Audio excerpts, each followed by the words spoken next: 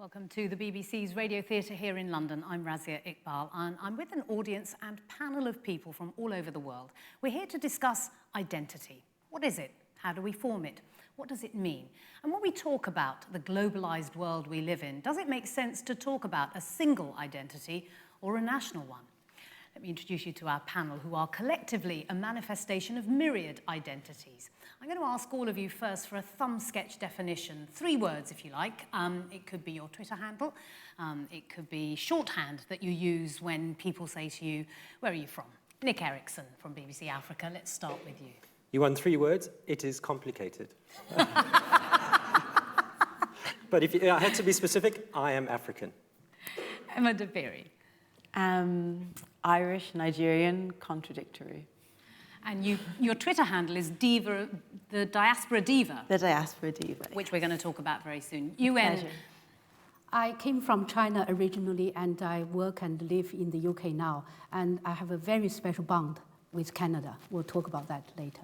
Indeed we will. Ali Hamadani from 3 BBC words. Persian. Made in Iran, British. That sounds perfect. Billy Bragg. Hyphenated. Anglo-Saxon, British English, London Essex. Perfect. London Essex. This means that we can start by talking about place and how important place is and location in terms of your identities. 4 of you on the panel are people who have come here and live and work in the UK, but you weren't born here. So let's start with what that means. UN, just tell us a little bit about your story, how you came from China and what that meant to you.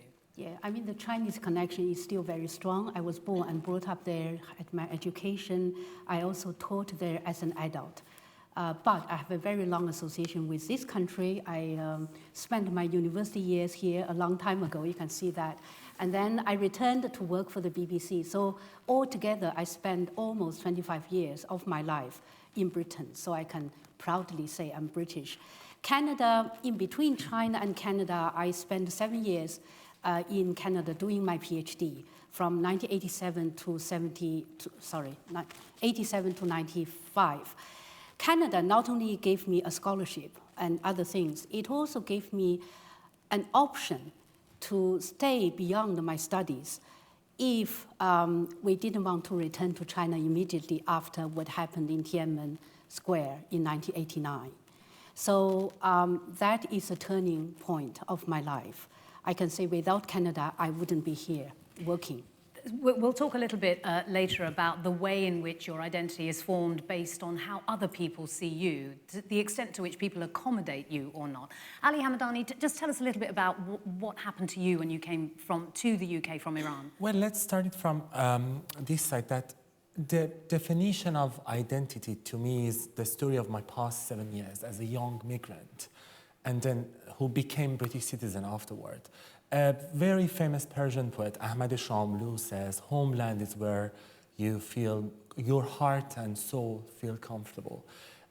If it is the case, so here is home. But as you see, you quoted a Persian poet to express myself. As I told you, I'm proud to be a made in Iran British. Hyphenated Billy Bragg, tell us why place matters. Well, I think in the end, we've talked these last few years about sense of Britishness and of Englishness, and it's a rather abstract idea, but I think if it's going to mean anything, it has to actually be about where you are rather than where your parents or your grandparents were from. It has to be about the space that we occupy together, which is called England. And if you feel a sense of belonging with England, then surely we should be able to accommodate you in whatever definition of Englishness we light upon. And it's certainly true that the connection that you're making is also to do with how people appropriate the symbolism that's associated with being English and being British. And that has shifted in the last 10, 15 years. Well, I think fundamentally, identity is a personal construct. You know, there's no good me telling someone who lives here, who was born here, but doesn't feel English, that you're English. If they don't feel that, I can't say, well, of course you're English. You know, I have friends,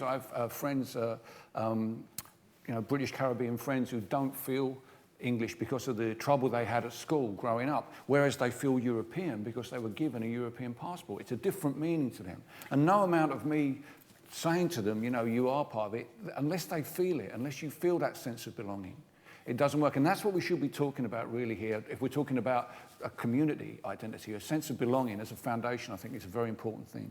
Nick, that's certainly part of your story, growing up in South Africa. Yeah, I mean, I grew up in a very difficult time in South Africa's history. I was a child of the 1980s. South Africa was burning. Apartheid, people have called it the last kick of a dying horse. The state was pushing back against, you know, anti-apartheid forces who were trying to bring it down. And yet, I had a very happy childhood. I lived in almost a bubble where, you know, a couple of kilometers down the road, townships were burning, and the country was in the throes of change. The apartheid government was very clear about who I was. I was a European. It said so in my identity book. I was white, therefore I was European. It was categorized as such. Apartheid ended legally in 1994, and suddenly the rest of Africa embraced white South Africans who had previously been skunks. We were called skunks of the world. And we were allowed to be African, and I embraced that. You know, that was almost 25 years ago. I'm still struggling with what an African is. I know it's something I want to be.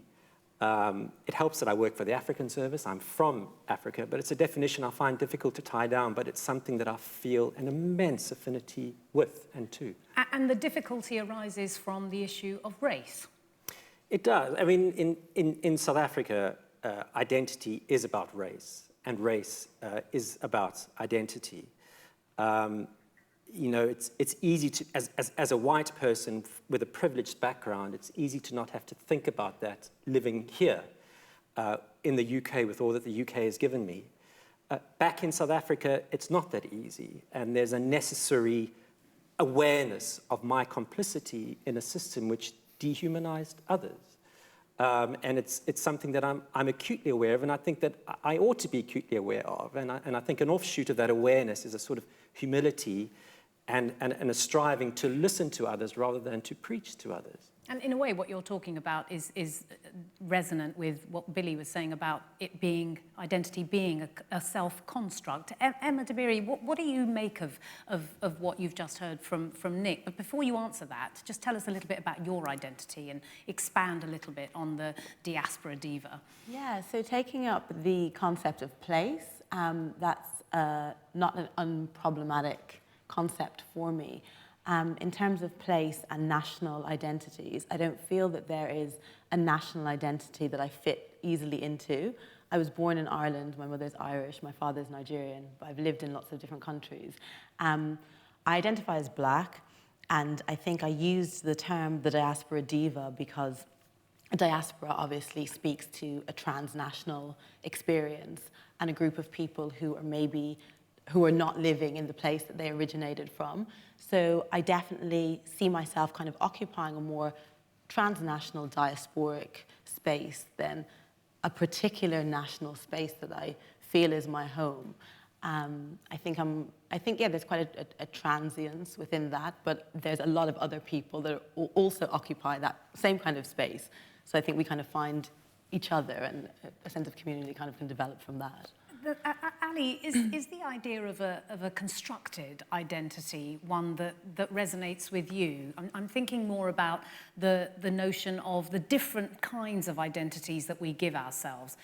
Perhaps race is one of them, location is another, sexuality could be another. When we wanted to speak about this identity thing, I was thinking about it for like a week, and then even I thought that I found myself more honest when I speak in English. It is very difficult to say that, but English is not my mother tongue, but I feel more like comfortable to open up my heart, to speak about who I love, to speak about my sexual orientation in English. It is very, very, very difficult to speak about the same thing in Persian. It is not about the language, but it is about the culture and the language itself.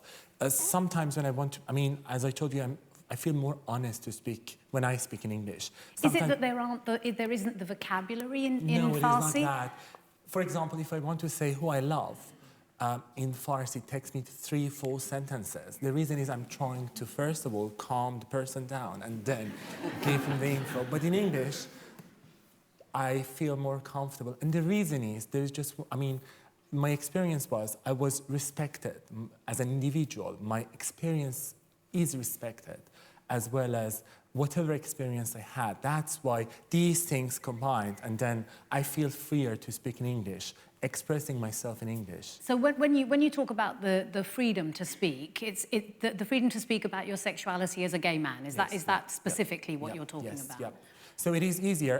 Even I remember when I was speaking when I came out of the country, I was speaking to a friend of mine back in Iran, and I wanted to open up. I mean, he actually opened the topic, and then he asked me the question in English, not in Farsi, because he was embarrassed of doing so in Persian. Even this is the first time ever that I'm speaking about it on the camera in English. I never did it in Persian, because it is more difficult, because I'm not comfortable. And that's what I adore about this identity. Is it as emotional, though? You say it's the first time you're talking about it. Does it is, feel is. like it's I can hear my heart now. But I'm just more comfortable to speak about it. And this is just great. Yeah, well, thank you for sharing it with us. Billy, this idea of where identity is located in terms of the heart and being emotional about it, it's a tricky one politically, isn't it? Because there is a sense that politicians, society, governments all over the world want to control a sense of national identity. They do. And I've never been a great one for patriotism, but I can say that what you just said made me really proud to be British while you were saying that, as you said that there. So thank you very much for sharing that with us. It meant a lot to me. Yeah, I think politicians are always trying to control the agenda. And I think that's why it's difficult for people to find exactly where they fit in and whether they feel comfortable with their identity. One of the interesting things about Britishness is it has a duality. Everybody in Britain is allowed 2 flags, the Union Jack and the flag of their country. My country happens to be England, your country is Iran, you know. Not everybody feels comfortable with that, but it is okay for you to display 2 flags. So I think it allows people, in some ways, it allows them to express their duality.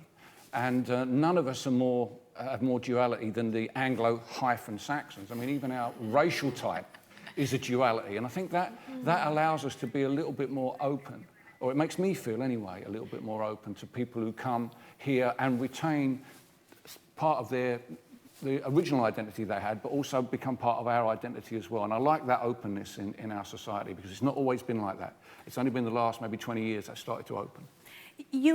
This idea of duality is something that you feel in particular, because although you feel comfortable in Britain, I wonder whether there is something about how other people see your Chineseness and how you see it.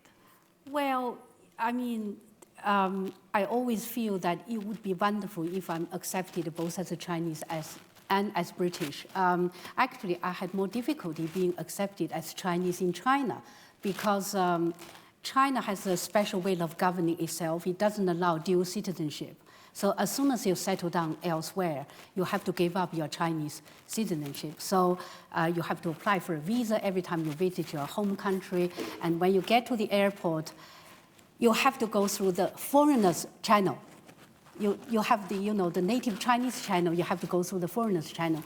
And every time I have to do that, I blush, I don't feel comfortable. I wish I had just mingled with the crowd, because these are my country folks, But, that's how politics is run, and you can't shake off that. But what I feel is, especially in Britain, when you report on China, because I'm a journalist, I talk about China all the time. The times when I feel most sympathetic with the Chinese people is when tragedy struck.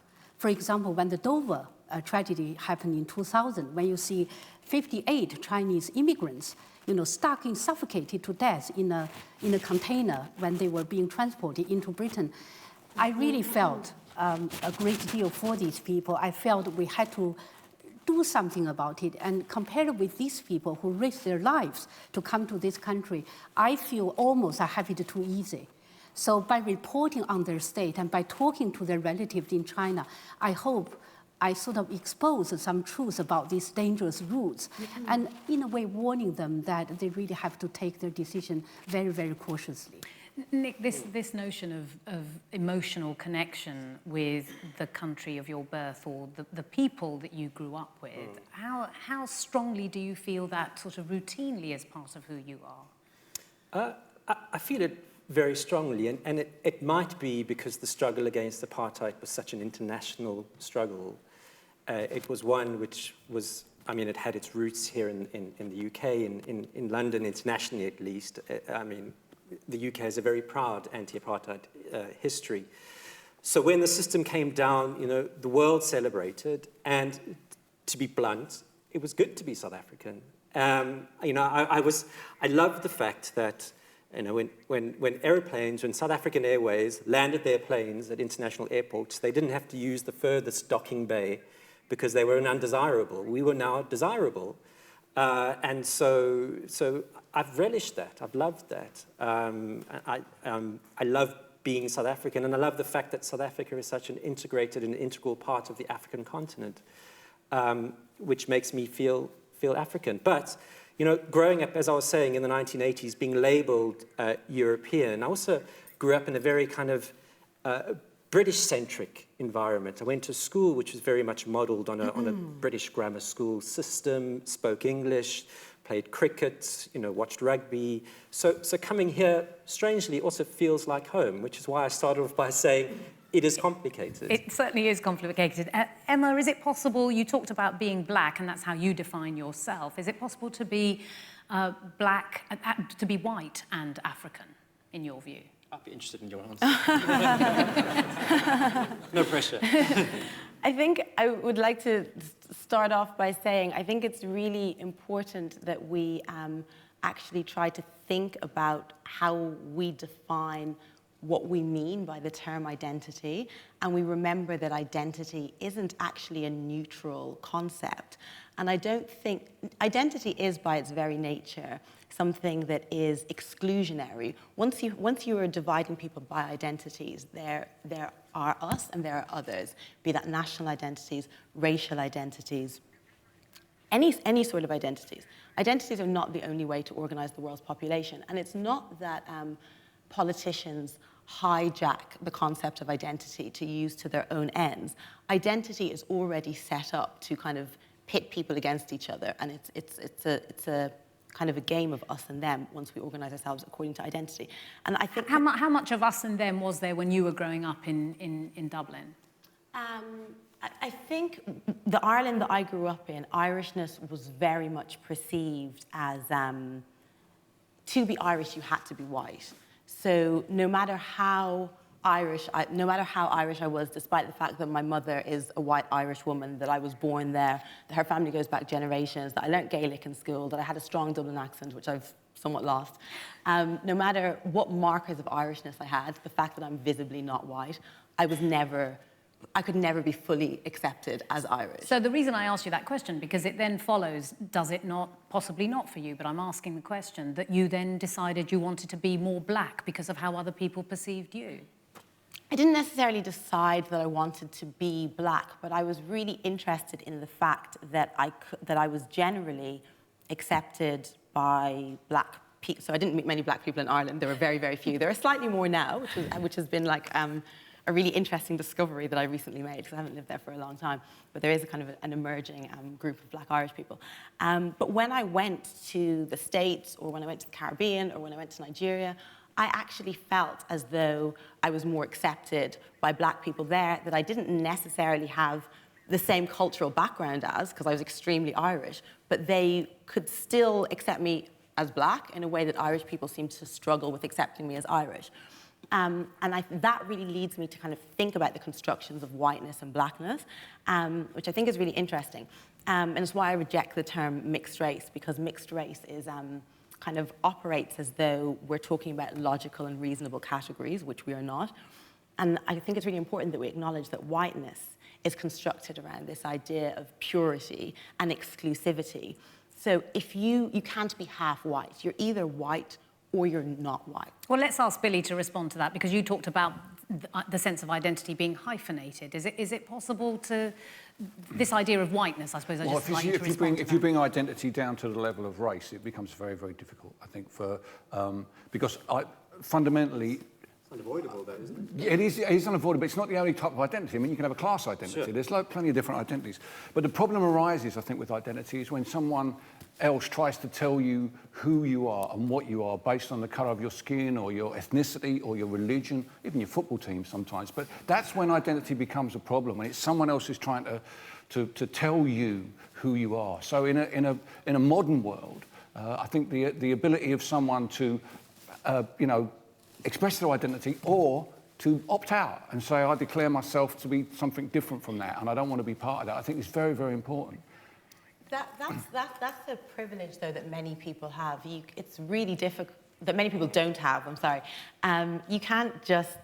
I can't just declare that I'm white and claim to be white. I would seem as though I was mentally ill. Like, it just wouldn't be accepted. No, in those terms, obviously in racial terms, but in terms of your Irishness, you can decide not to be Irish. You can decide that you have a different identity other than the national identity with the passport that you hold. It's possible to do that. But very often it's a response to how accommodated you are as an individual in any society. If a majority culture decides that they're not going to accommodate you, Ali, you talk about the freedom that living in this country afforded you, and clearly you've had an experience that's very positive.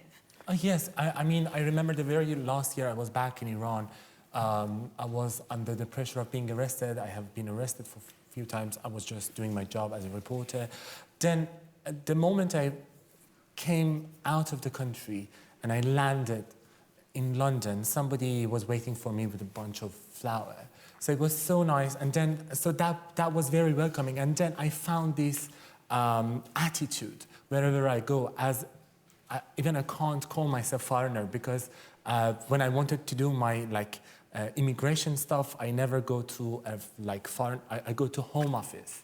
So that is the attitude of this country when it comes to people like me, who was a young migrant. And the other thing, I was just thinking about it, when it comes to countries like Iran, especially the government tries to make an identity for you, not only for you, but for the whole society. So there's no difference between you as a person who is from Tehran, the capital, or somewhere else in the south. So they try to make you an Islamic Republic of Iran citizen, not yourself. As an individual, you don't have the right to have your own identity. But when I came out of that country, I came out of that kind of dictated identity. I found very interesting that I can find my own identity different to other people. How important, we've got a very short amount of time left before we finish. I just want to focus a little bit on how important it is that you absorb or repel how other people see you. Nick? How important? Well, I guess it's a matter of self-worth. I mean, I've been told more than once that by virtue of my history and by virtue of how I look, I cannot be African. That it's a political choice and it's not something that I have privileged access to because of where I come from and my history.